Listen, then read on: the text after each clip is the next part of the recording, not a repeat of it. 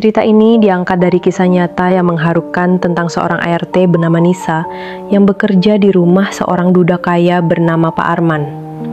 Awalnya hubungan mereka hanya sebatas majikan dan pekerja. Namun seiring waktu, perhatian kecil, tatapan diam-diam, dan empati yang tumbuh perlahan mengubah segalanya. Meski berbeda status sosial dan usia, cinta menemukan jalannya. Tapi benarkah cinta mereka bisa bertahan di tengah cemoohan dan fitnah tetangga? Tonton kisah lengkapnya sampai habis. Jangan lupa like, komentar, dan subscribe untuk terus dukung kisah-kisah mengharukan lainnya di channel ini.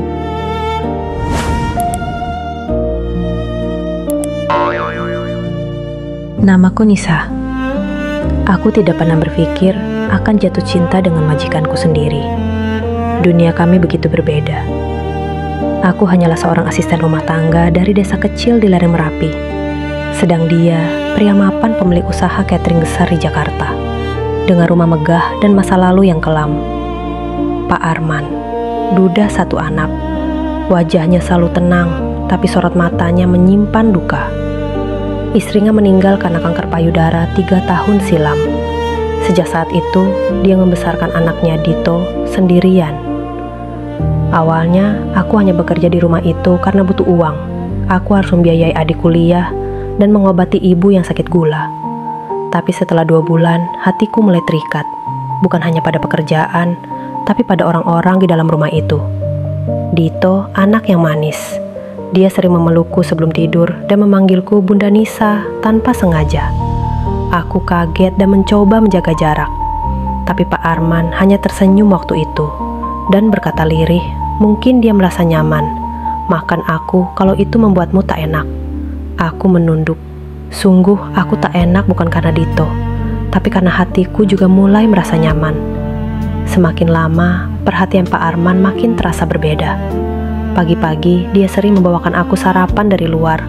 Katanya biar kamu gak capek duluan masak. Dia pernah membelikanku sandal baru ketika melihat sandal jepitku sudah sobek. Bahkan, dia pernah menawarkan agar aku ikut kursus memasak. Katanya, biar kamu bisa punya masa depan lebih baik, Nis. Aku bingung. Di satu sisi, aku senang dan merasa dihargai sebagai manusia. Tapi di sisi lain, aku takut. Aku hanyalah ART. Apa aku pantas? Hingga suatu sore, ketika hujan deras mengguyur, listrik rumah mati. Dito ketakutan dan aku menemaninya di ruang tamu sambil menyalakan lilin. Pak Arman duduk di seberang, hening, lalu dia berkata pelan, "Kalau kamu gak keberatan, aku ingin kamu tetap ada di rumah ini. Lebih lama, bukan cuma sebagai ART." Jantungku berdegup. Aku tidak menjawab. Air mataku jatuh tanpa sadar. Bukan karena sedih, tapi karena aku juga menginginkannya. Kabar itu menyebar cepat. Ibu-ibu komplek mulai berbisik saat aku belanja. "Aduh, pembantunya Arman cantik sih, pantas saja dipelihara. Katanya ART-nya udah disiapin jadi istri. Gila." Paling menusuk adalah omongan dari Mbak Lilis, kakak almarhumah istri Pak Arman. "Aku gak bisa diem, Man. Kamu itu masih muda, tampan. Masa jatuh cinta sama pembantu? Apa kamu gak mikirin anakmu?" Pak Arman hanya menjawab tenang, "Aku mikirkan Dito. Justru karena itu, aku butuh orang yang tulus. Dan Nisa, dia lebih dari yang kamu kira. Aku tahu semua ini akan berat.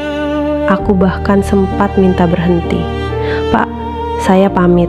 Saya nggak mau jadi sumber masalah," kataku sambil berkemas. Tapi dia menahan lenganku dan berkata dengan tegas, "Kalau kamu pergi, aku benar-benar kehilangan."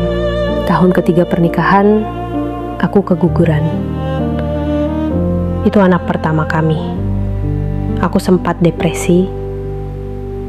Tapi Pak Arman tak pernah meninggalkanku sedetik pun.